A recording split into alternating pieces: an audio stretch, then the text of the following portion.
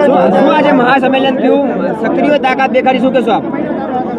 અમે પહેલાં પણ કહ્યું હતું કે પુરુષોત્તમ રૂપાલાની રાજકોટમાં ઉમેદવારી રદ નહીં થાય તો ક્ષત્રિય સમાજ દ્વારા 24 તારીખથી શરૂ કરી અને તારીખ આજે 14 થઈ અનેક કાર્યક્રમો આપવામાં આવ્યા અને આજે છેલ્લો પડાવ અમારી રણનીતિનો પાર્ટ 1 આ છેલ્લો પડાવ એ રાજકોટ રતનપુર ખાતેનું ક્ષત્રિય મહાસંમેલન. તો આપ મીડિયાના મિત્રોએ પણ જોયું હશે કે આજે ક્ષત્રિય સમાજના યુવાનો ભાઈઓ ઉપસ્થિત હતા. અન્ય સમાજો ટેકો આપ્યો એવા જુદા જુદા સમાજો પણ ભારે સંખ્યામાં અહીંયા ઉપસ્થિત હતા. હું આપના માધ્યમથી માફી માગું છું, કારણ કે રાજકોટની પેરીફેરીના 15 કિલોમીટરમાં એટલો બધો ટ્રાફિક જામ આજે અમારા એ ભાઈઓને સુધી અમે નથી. ખૂબ વેદના છે.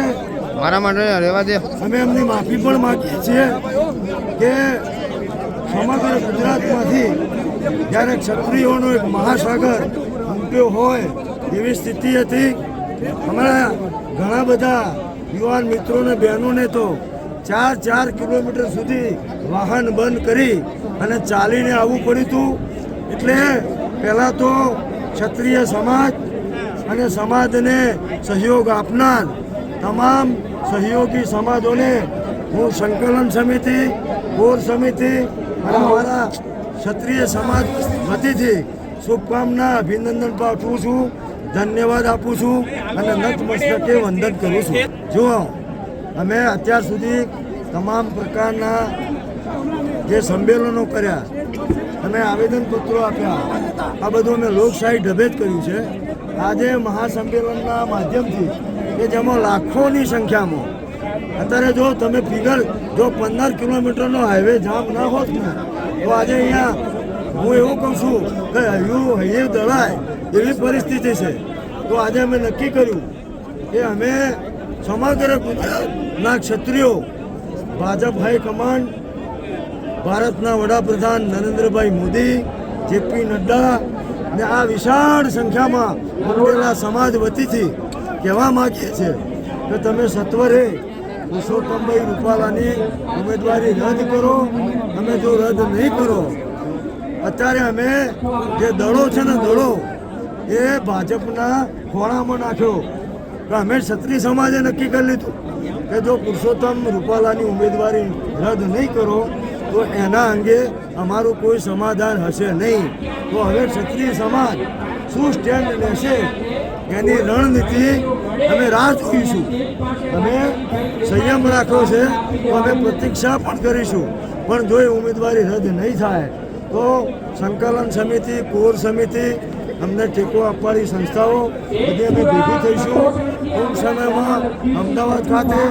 અને જો રદ નહીં થાય, કારણ કે 19 તારીખ સુધી એ ઉમેદવારી પાછી ખેંચી શકે, એટલે અમે 19 તારીખ સુધીનો સમય આપીએ છીએ.